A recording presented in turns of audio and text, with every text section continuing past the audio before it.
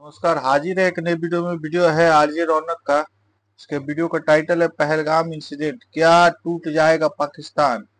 ठीक है। तो जो पहलगाम में अभी 22 तारीख को जो अटैक हुआ था, कायराना हरकत जो आतंकवादियों ने किया था, हमारे बेगुनाह टूरिस्ट लोगों को ऊपर में गोलियां जो चलाई थी, तो जो घटना हुआ है बहुत दुखद घटना हुआ है। इससे पूरा देश के लोगों को बहुत दुख हुआ है। बहुत पूरे इंडिया के लोग को मतलब क्या बोलते हैं उसको, गुस्से में है। और पूरी दुनिया के बड़े बड़े देशों ने भी उसके ऊपर में अपनी आपत्ति जताई है, अपनी टिप्पणी की है। ये जो भी हुआ है गलत हुआ है। चलिए देखते हैं वीडियो में रौनक भाई ने क्या अपना तथ्य रखा है। चलिए वीडियो देखते हैं, पाकिस्तान का क्या होने वाला है तो ये भी देखना होगा आगे। ठीक है, क्योंकि जो ये कायराना हरकत पाकिस्तान के तरफ से हुआ है, पाकिस्तान के आतंकवादियों की तरफ से हुआ, पाकिस्तान के पाले हुए आतंकवादियों की तरफ से हुआ है, इसका जवाब इंडिया जरूर देगा। इंडिया दम रखता है जवाब देने का। ठीक है, तो चलिए पहले वीडियो देखते हैं, वीडियो में क्या हुआ। वीडियो अच्छा लगे तो चैनल को सब्सक्राइब करिएगा, लाइक करिएगा, शेयर करिएगा। चलिए वीडियो देखते हैं। के बिना कुछ किए ही पाकिस्तान का खून सूख चुका है। सुबह दूध वाला घंटी भी बजाता होगा तो शहबाज शरीफ को लगता होगा कि चप्पल लेकर कहीं अमित शाह तो नहीं आ गए पीटने। कोई जोर से डकार भी मार दे तो जिहादी मुनीर को लगता है कि किसी ने उसकी छत पर बम तो नहीं फेंक दिया। सोते वक्त पाकिस्तान के रक्षा मंत्री ख्वाजा आसिफ का अपना ही हाथ अपने मुंह पर लग जाए तो डर के मारे उनकी चीख निकल जाती है। एक वक्त जो बेगैरत हाफिज सईद भारत को धमकी देता था कि अगर हिंदुस्तान ने पाकिस्तान का पानी रोका तो खून की नदियां बहा देंगे, सुना है जब से मोदी ने पाताल से ढूंढकर मारने की धमकी दी है तब से वो अपने खुद के जांघिये में मुंह छिपाकर बैठा है। ये औकात है इन बेशर्मों की। जिन्होंने ये हमला किया है उन आतंकियों को और इस हमले की साजिश रचने वालों को उनकी कल्पना से भी बड़ी सजा मिलेगी। और अभी तो भारत ने कुछ किया भी नहीं है। अभी तो हमने सिर्फ इंडस वाटर ट्रीटी को सस्पेंड किया है।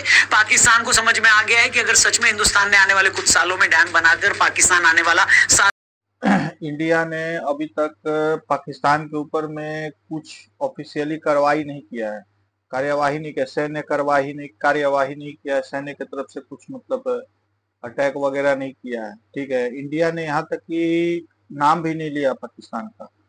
ठीक है, सबसे बड़ा कुछ निर्णय लिया है इंडिया ने, 5 या 6 निर्णय लिया है। जैसे सबसे बड़ा निर्णय हुआ है जो इंडस वाटर, जो मतलब जो पाकिस्तान में जो सिंधु नदी का जो पानी जाता है था, उसको इंडिया ने रोकने का निर्णय किया है।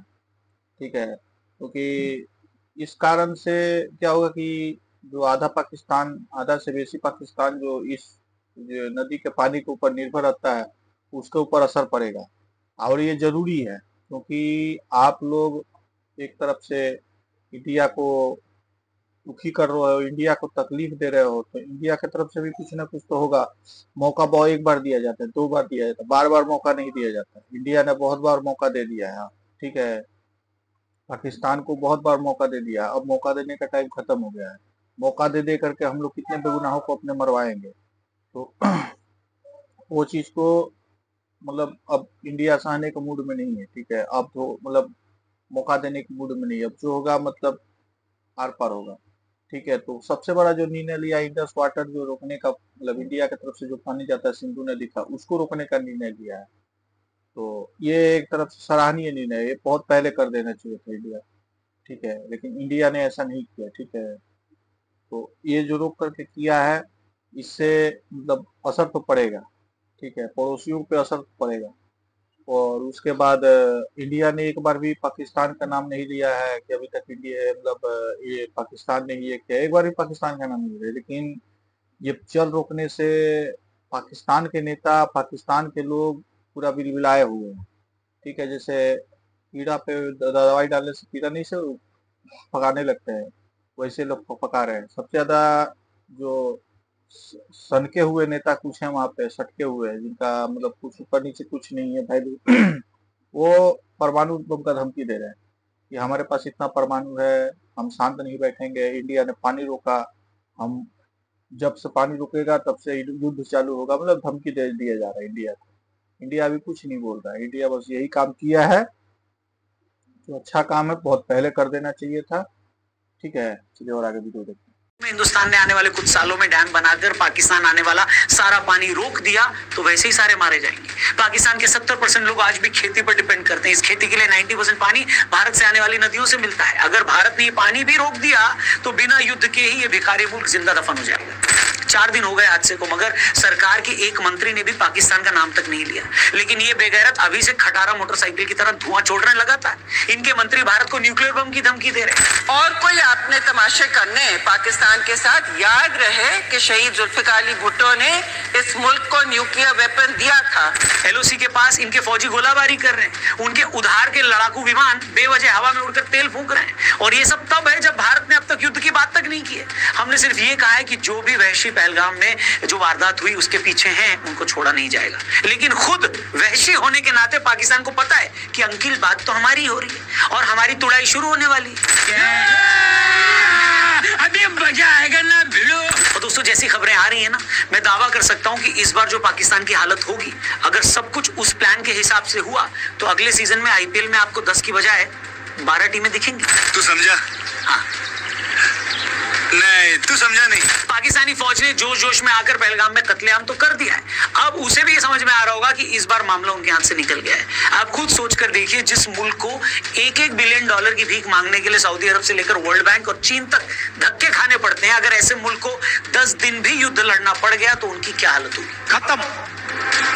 यहाँ भारत जो पाकिस्तानी लोग अभी नौटंकी चालू कर दिए हैं, ठीक है, ये लोग को ये नहीं समझ में आ रहा कि जो ये लोगों ने अपने दामादों को पाल कर रखा है, आतंकवादियों को जो पाल कर रखा है, जो इनके दामाद बनकर बैठे हुए हैं, उनके वजह से इन पाकिस्तानियों की लंका लगने वाले बेगुनाह, जैसे यहाँ पे मरने वाले हैं, मर रहे हैं हमारे बेगुनाह लोग, जिसको आतंकवादी पाकिस्तान से आ करते हैं ट्रेनिंग, उनको पाकिस्तानी आर्मी ट्रेनिंग देती है आतंकवादियों को कि जाओ मतलब इंडिया में दहशतगर्दी करो, इंडिया के लोगों को मारो। ठीक है, तो मतलब ये नहीं समझ रहे हैं पाकिस्तान के लोग कि उनके वजह से अभी ये जो पाकिस्तान में जो बेगुनाह बैठे हुए उनके ऊपर में अभी संकट आने वाला है। ये लोगों नहीं समझ रहे। ये लोग अपना बस गीदड़ भभकी दिए जा रहे हैं, नेता वहाँ के गीदड़ भभकी दिए जा रहे हैं कि हमारे पास न्यूक्लियर बम है, तो हमारे पास भी तो न्यूक्लियर बम है। ठीक है, तुम लोग भाड़ा पे लड़ाकू विमान खरीद के लाते हो, भाड़ा पे लड़ाकू विमान लेते हो चाइना से, अमेरिका से, हमारे पास पड़ा हुआ है। ठीक है, तो हमारे पास भी है, हमारे पास भी उसको सजावट के लिए नहीं रखा हुआ है। ठीक है, इतना आसान होता अगर न्यूक्लियर बम चलाने देना तो कितना बार हुआ है जब न्यूक्लियर बम चला दिए रहते तुम लोग। ठीक है, तुम लोग का खाली गीदड़ भभकी है, न्यूक्लियर बम का गीदड़ भभकी है, धमकाने का, डराने का। खुद डरे हुए हो लेकिन डर तुम लोग का दिखाई दे रहा है। ठीक है, डर जो है तुम लोग का दिखाई दे रहा है। तुम्हारा वो जो जनरल मुनीर है वो अपने परिवार को विदेश भेज दिया है डर के मारे। विदेश काहे भेज दिया है? देखेगा जब कुछ होगा खुद पहले तुम दबा के पहले खुद भागेगा। और ये जो अनपढ़ आतंकवादी हैं, ये उन सब के चक्कर में पड़ करके अपना जिंदगी खराब करते, अपने परिवार का जिंदगी खराब करते हैं। इधर जो मारते हैं बेगुनाह लोगों को तो उनका जिंदगी तो खत्म होता ही है। ठीक है, तो यही सब बातें हैं। चलिए और आगे वीडियो देखते हैं। युद्ध लड़ना पड़ गया तो उनकी क्या हालत होगी? खत्म। यहाँ भारत ने तो अपनी फौजें तैयार कर ही ली हैं। जमीन से लेकर समुद्र तक हमने पाकिस्तान को घेरना शुरू कर दिया है। उधर पाकिस्तान में जो पाकिस्तान के दुश्मन बैठे हैं, वो लोग जिनका पाकिस्तानियों ने जीना मुहाल कर दिया है, वो भी इसे मौके के तौर पर देख रहे हैं। तालिबान और तहरीक तालिबान को लग रहा है कि इस मौके को हाथ से नहीं जाने देना चाहिए। तहरीक तालिबान और पीटीएम जैसे संगठन खैबर पख्तूनख्वा एरिया में पाकिस्तानी फौज से भिड़ रहे हैं। बलूच लिबरेशन आर्मी ने बलूचिस्तान में पाक फौज की वो हालत कर रखी है कि पाकिस्तानी फौज डर के मारे उन इलाकों में जाना भी नहीं चाहती। और सिंधु देश के लिए अलग से एक आंदोलन चल ही रहा है। पाकिस्तान की ये सोच कर 74 हो रखी है कि अगर अगले कुछ दिनों में हिंदुस्तानी फौज ने पाकिस्तान पर कोई हमला किया तो वो अपने ईस्टर्न फ्रंट पर भारतीय फौज से निपटेंगे या वेस्टर्न फ्रंट पर तहरीक तालिबान से। ऊपर से जब से इमरान खान को पाक फौज ने जेल में डाला है, तब से इमरान के लाखों सपोर्टर्स भी पाक फौज के खिलाफ है। इन लोगों को संभालना भी पाक फौज के लिए बड़ा चैलेंज। ऐसे में भारत ने अगर पाकिस्तान में कोई बड़ा हमला किया तो महज कुछ ही दिनों क्या घंटों में ही पाकिस्तानी फौज के हाथ से निकल सकता है। तहरीक तालिबान के लोग कोई भी ऑपरेशन करके अफगानिस्तान में भाग जाते हैं। उन पर काबू करना पाकिस्तान के लिए मुश्किल है। बहुत सारे मिलिटेंट ग्रुप ऐसे हैं जो ईरान से भी ऑपरेट करते हैं। इस बीच भारत से भी लड़ाई अगर शुरू हुई तो पाकिस्तानी फौज के बूते की बात ही नहीं है कि वो सभी फ्रंट पर एक साथ लड़ पाए। एक्सपर्ट्स तो यहाँ तक बोल रहे हैं कि अगर भारत ने तालिबान और बीएलए वाले इसी बहती गंगा में हाथ धोने के चक्कर में है और पाकिस्तानियों को थपथपाने के चक्कर में है। ठीक है, क्या किए बीएलए वालों ने पहले भी मारा था, जो जफर एक्सप्रेस था उसके ऊपर अटैक कर दिया था। उसमें पाकिस्तानी बिलबिला रहे थे कि इंडिया ने करवाया, इंडिया ने करवाया। अभी फिर सुनने में आ रहा है कि 10 सेना के मतलब पाकिस्तानी सेना को ठोक दिया है बीएलए वालों ने। और तालिबान वाले तो मौका देख ही रहे हैं कि हाँ थोड़ा सा पाकिस्तान इधर उधर हो कि हम उसको ठोके, तालिबान वाले। तो ये अभी मतलब चल रहा है, अभी इन लोगों को इसमें अभी चल रहा है। ठीक है, अभी इंडिया ने अपने तरफ से कुछ मतलब कड़ा निर्णय अभी नहीं लिया है। सैन्य जो निर्णय होता है वो तो बस डिप्लोमेटिकली वगैरह लिया हुआ है। ठीक है, लेकिन जो सैन्य कार्रवाई होता है उस हिसाब से तो कुछ ऐसा निर्णय नहीं लिया इंडिया ने, तब वो बिल बिलाए हुए है पाकिस्तानी लोग। ठीक है, चलिए और आगे भी गई तो उसी का इतना खर्चा हो जाएगा कि उसी में बर्बाद हो जाएगा। इसी सब के चलते पाकिस्तानी नेताओं को और पाक फौज को कुछ समझ ही नहीं आ रहा है कि क्या बोलना है। कुछ बेचारे तो बड़ी ही घबराई हुई जबान में एक तरह से रहम की भीख मांग रहे हैं। बोल रहे हैं कि हमें उम्मीद है कि हिंदुस्तान कोई बड़ा कदम नहीं उठाएगा।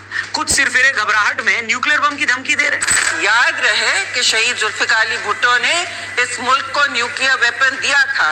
मतलब तुम्हारे पास न्यूक्लियर बम है तो भारत ने न्यूक्लियर बम के नाम पर क्या प्याज इकट्ठा कर रखे हैं? बताओ, हम तो फिर भी 1.5 अरब हैं। खुद पाकिस्तानी एक्सपर्ट्स कहते हैं कि भैया अगर न्यूक्लियर वॉर हुई और आपने कितने भी बंदे मार दिए तब भी हिंदुस्तान में इतने लोग बच जाएंगे कि वो मुल्क फिर से खड़ा हो जाएगा, मगर हम तो पूरी तरह बर्बाद हो जाएंगे। और परमाणु बम क्या कोई दिवाली का लहसुन बम है क्या? हेलो, स्टडी के हिसाब से अगर भारत पाकिस्तान में परमाणु वॉर हुआ तो 5 से 12 करोड़ लोग तो इंस्टेंट मर जाएंगे। इसके बाद के सालों में आगे आने वाले सालों में करोड़ों लोग इसके साइड इफेक्ट से मरेंगे। कहते हैं कि अगर परमाणु युद्ध हुआ तो उससे इतनी राख उठेगी कि कई सालों तक आपको सूरज की रोशनी भी देखने को नहीं मिलेगी। दुनिया में 15 सालों तक खाने की पैदावार कम हो जाएगी। 2 अरब के आसपास लोगों को खाने को नहीं मिलेगा। ओजोन लेयर और चौड़ी हो जाएगी।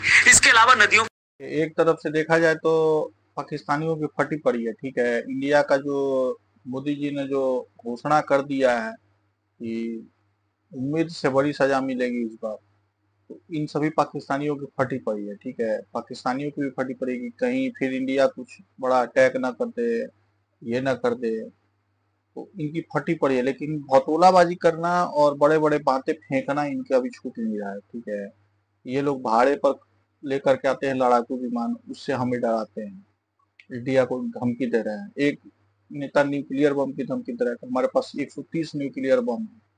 ठीक है, और लोग लगता है कि दिवाली में पटाखे जलाने के लिए रखा हुआ है, बारात को फोड़ने के लिए रखा हुआ है, इंडिया चाहे और भी कंट्री। ठीक है, तो ये इनकी गीदर भव की छूट नहीं रहेगी। ठीक है, फटी पड़ी एक तरफ से, लेकिन फटा हुआ चीज दिखाएंगे नहीं ये लोग, अपना गीदर भव की दिखाएंगे, भौतोलाबाजी करना दिखाएंगे। फटी पड़ी है, वो तो धुआं धुआं हो रहा है पिछवाड़ा डर के मारे। ठीक है, कब इंडिया आकर के ठोक दे हमें, वो तो नहीं बोल रहे हैं, फटी पड़ी है। और गीदर भव की चालू है अपना। दुनिया आ जाएगी, पूरा वर्ल्ड आ जाएगा। और आपको क्या लगता है ये सब बातें अमेरिका को या बाकी दुनिया को नहीं पता है? क्या वो ऐसी सूरत आने देंगे जब पाकिस्तान जैसा देश अपने न्यूक्लियर हथियारों का इस्तेमाल कर पाएगा? ये अपने आप में एक बड़ा सवाल है दोस्तों। और इससे भी बड़ी बात पता है क्या है दोस्तों? अगर दुनिया में सबसे ऐश परस्त कोई कौम है तो वो है पाकिस्तान की फौज। मतलब एक ऐसी कौम जिसको अय्याशी की आदत है, मुफ्त के पैसे की, दारूबाजी की आदत है, जिन्होंने पूरी दुनिया में अपनी प्रॉपर्टी बना रखी हो। क्या ऐसे लोग कभी मरना चाहेंगे?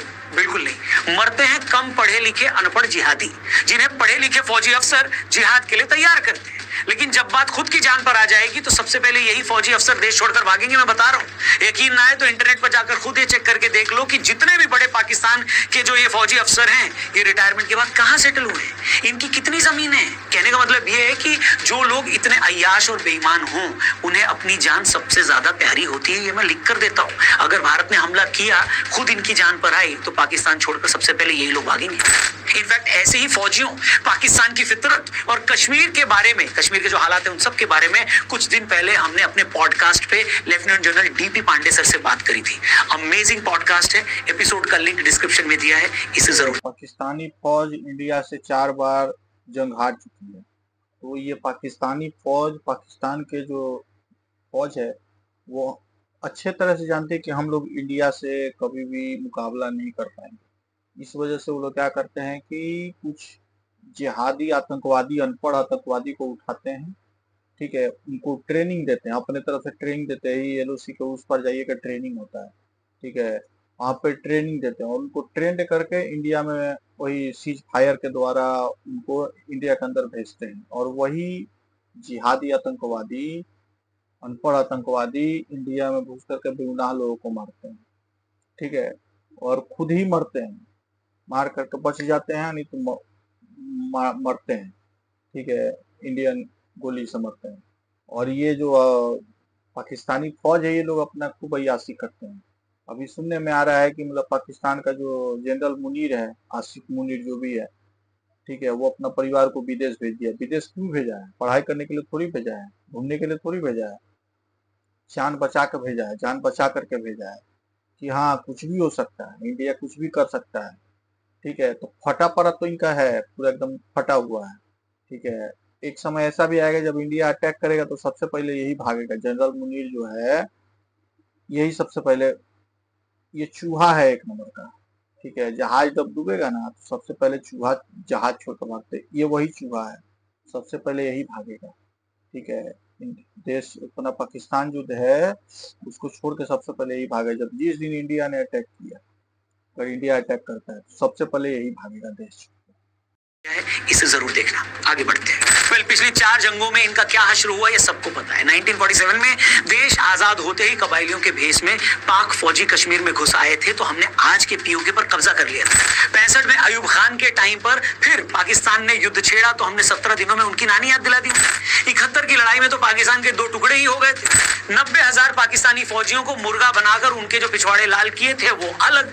और 99 में जनरल मुशर्रफ ने करगिल करके पूरी दुनिया में पाकिस्तान की बेइज्जती करवाई थी। फिर उरी के टाइम सर्जिकल स्ट्राइक करके कई सालों बाद पहली बार उनके घर में हमने उन्हें घुसकर मारा। फिर पुलवामा के बाद जो सर्जिकल स्ट्राइक की थी उसके धुएं तो आज तक पाकिस्तानी फौज के पिछवाड़े से निकल रहे हैं। दोस्तों अगर इन्हें एक बार फिर अपने आप को जलील करवाना है तो मोस्ट वेलकम, आ जाओ। पिछली बार हमने 2 टुकड़े किए थे, इस बार आपके पैन पिज्जा के 4 स्लाइस कर देंगे। देखिए मैं फिर से कह दूं, वॉर की बात करना, युद्ध की बात करना कोई अच्छी बात नहीं होती।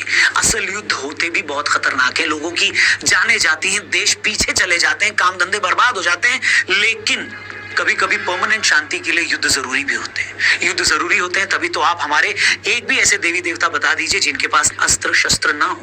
वो अस्त्र शस्त्र रखते थे, इसका मतलब ये नहीं था कि वो हिंसक थे, इसका मतलब ये था कि जहां भी असुर दिखे, जब भी धर्म की स्थापना करनी हो तो वो अपने अस्त्र चला सके। बिल्कुल, हमें कितना बार मौका मिला इन पाकिस्तान को, इस पाकिस्तान को मतलब सबक सिखाने का कितना बार मौका मिला, लेकिन हमने उस मौका को गंवा दिया। चंद नेताओं के डिसीजन की वजह से हमने उस मौका को गंवा दिया। हमारे सेना ने घुस किया था, सेना घुस गए थे पाकिस्तान में, ठीक है।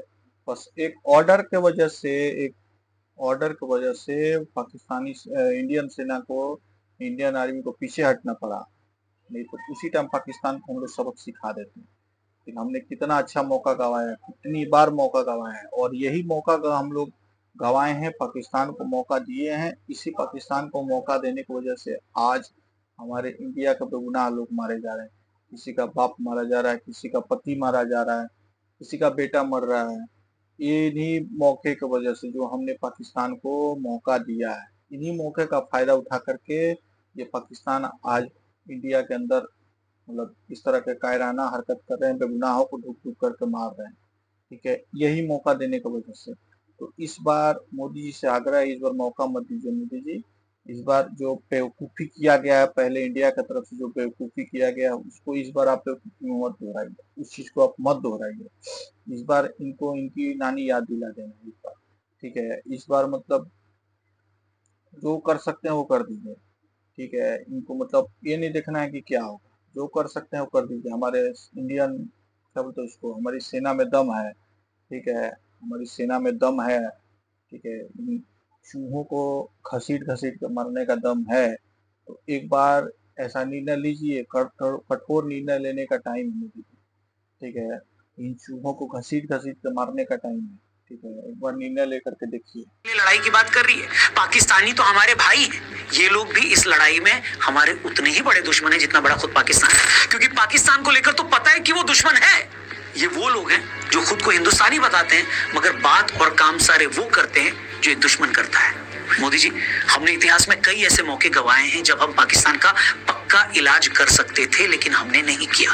हम चाहते तो 47 में ही पूरा कश्मीर अपने कंट्रोल में ले सकते थे, मगर चचा ने ऐसा होने नहीं दिया। हम चाहते तो 65 में भी पाकिस्तान को परमानेंट खुराक दे सकते थे, हमने फिर नहीं किया। हमने 71 की जंग में भी पाकिस्तान का 5 से 6 हजार वर्ग किलोमीटर का हिस्सा कब्जा लिया था, जिसमें पंजाब, सिंध और जम्मू कश्मीर के कई इलाके थे, मगर शिमला अग्रीमेंट करके हमने पाकिस्तान को फिर बख्श दिया। 99 में करगिल के टाइम भी हम चाहते तो एलओसी क्रॉस कर सकते थे, उसी वक्त पीओके को वापस ले सकते थे, लेकिन तब भी हम रुक गए। लेकिन मोदी जी, इस बार ये गलती मत करिएगा, ये पूरा देश कह रहा है। आखिर कब तक हम इन जिहादियों को माफ करते रहेंगे? आखिर कब तक ये हर बार हमारी दरियादिली का फायदा उठाकर फिर से हमें जख्मी करते रहेंगे? 1000 साल का इतिहास रहा है कि धोखा देना इनकी फितरत है। पूरा देश चाहता है कि इजराइल के नक्शे कदम पर चलिए, अपने दुश्मन को उसके पैरों पर खड़े ही मत होने दीजिए, उसे इस लायक ही मत छोड़िए कि वो दोबारा कभी आंख दिखा पाए। जियाउल हक ने कहा था कि वो भारत को 1000 जख्म देना चाहते हैं। हम चाहते हैं कि पाकिस्तान के 1000 न सही दर्जनों टुकड़े तो कर ही दिए जाए। अपने बलूच भाइयों को, सिंधी भाइयों को, पश्तूनों को पाकिस्तानी फौज के कब्जे से आजादी दिलाई जाए। उन पाकिस्तानियों को भी ऐसी फौज से मुक्ति दिलाई जाए जिनकी जिंदगी इन बेईमान फौजियों ने बर्बाद करके रख दी है। ये सब करना हो। बिल्कुल कोई नहीं चाहता है कि जंग हो, लेकिन राक्षसों को मारने के लिए भी देवताओं ने अपने शस्त्र का इस्तेमाल किया था। ठीक है, क्या बोलते हैं उसको, वायलेंस का इस्तेमाल किया था, देवताओं ने भी इस्तेमाल किया था। ठीक है, सत्य मतलब राक्षसों को मारने के लिए मतलब उठाया था। तो उसी तरह अभी इंडिया को जरूरत है। कुछ राक्षस हो गए हैं इंडिया का बाहर, इंडिया का पड़ोस में, इंडिया के अगल बगल में, तो उनको मारने के लिए इंडिया को सख्त कदम लेना पड़ेगा। अगर आज इंडिया नहीं लिया, जैसे पहले इंडिया ने मौका मिला, मौका को गंवाया इंडिया ने, जिसका भुगतान अभी की पीढ़ी कर रही है, अभी के लोग, इंडिया के लोग कर रहे हैं, उसका भुगतान अभी इंडिया कर रहा है। ठीक है, चंद लोगों के बेवकूफी की वजह से, ठीक है, इंडिया को अभी भुगतना पड़ रहा है। तो इंडिया को अभी वो गलती नहीं करना है। इंडिया को अभी इनको सबक सिखाना है, इनको उनकी मतलब जो उनको एहसास दिलाना है कि वो लोग क्या गलती कर रहे हैं। इंडिया को इस बार मतलब कठोर निर्णय लेना है। इस बार अगर इंडिया कठोर निर्णय नहीं लेता है तो हमारे और आगे आने वाली पीढ़ी को ये दिन भुगतना पड़ेगा। ये बार बार मतलब उस चीज को वो लोग बार बार दोहराएंगे क्योंकि ये लोग उसी के लिए बने हुए हैं। ये उनका ही सुबह शाम का यही काम है उनका। ठीक है, हमारा क्या काम है? बेगुनाह लोग मर रहे हैं हमारे, कोई अपने मरेगा, कोई मतलब बेगुनाह लोगों को मारे जा रहे हैं। इनका क्या है? 1000 पैदाइश होता है, पैदाइशी को पैदा होते हैं, 10 पैदा होते हैं, एक मर गया तो क्या हो जाएगा? इनका वो कोई नहीं है। ठीक है, इनका आगे पीछे कोई नहीं है। ठीक है, तो मोदी जी से यही निर्णय है, भारतीय सरकार से यही निर्णय है कि इस बार इनको कुछ सबक सिखाना है कि हमारे आने वाली पीढ़ी हमेशा याद रखे कि हाँ, पहले लोग गलती किए थे लेकिन दोबारा ऐसी गलती नहीं हुआ था। तो ऐसी दोबारा गलती नहीं करना है। ठीक है, हमारे सेना के पास में दम है, हमारी सेना में कैपेबिलिटी उतना है कि इनको खत्म करने का कैपेबिलिटी है। तो सेना का दम है, इस बार कुछ बड़ा करने का निर्णय लेना पड़ेगा। ठीक है, क्योंकि अब बर्दाश्त के बाहर हो गया। अब इस तरह की घटना को अब सहन करने का शक्ति नहीं है इंडिया के पास में कि बेगुनाहों को मारा जाए, धर्म पूछ कर मारा जाए, ठीक है, पैंट उतरवा कर मारा जाए। ठीक है, इस तरह का मतलब बर्दाश्त के बाहर है। ठीक है, तो इस तरह का कुछ निर्णय लेना पड़ेगा, कुछ कठोर निर्णय लेना पड़ेगा कि इनके साथों को उसकी याद रखें। ठीक है, तो मोदी जी से आग्रह है कि इस पर कुछ मतलब इनको तेल निकालना पड़ेगा इनका। ठीक है, चलिए वीडियो को इतना ही रखते हैं। उम्मीद करते हैं वीडियो अच्छा लगा होगा। चैनल को सब्सक्राइब करिएगा, लाइक करिएगा, शेयर करिएगा। आपके हिसाब से पाकिस्तान का क्या उपाय करना चाहिए जरूर कमेंट्स बॉक्स में लिखिएगा। चलिए मिलते हैं तब तक इस नए वीडियो के साथ में। जय हिंद, धन्यवाद।